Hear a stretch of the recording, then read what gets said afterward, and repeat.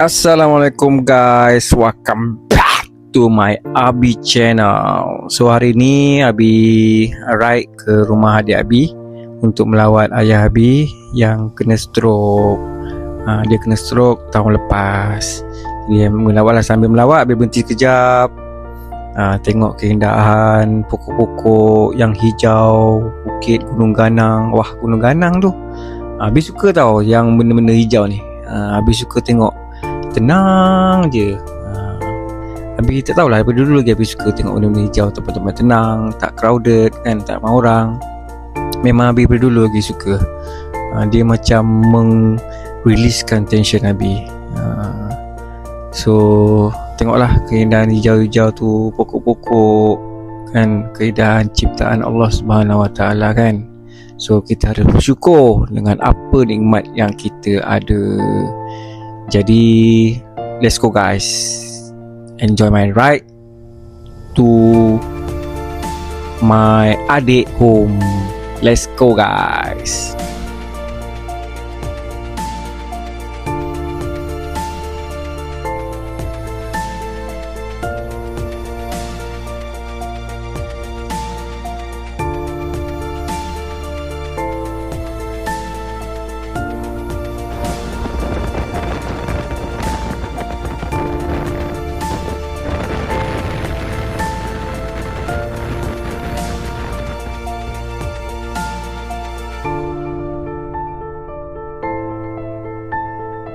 Jadi dah sampai rumah adik Abi.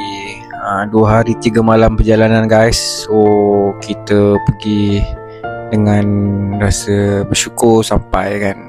So inilah rumah adik Abi. Abi beristirahat sekejap. Tiba-tiba abang Abi keluar, kau dah sampai ke?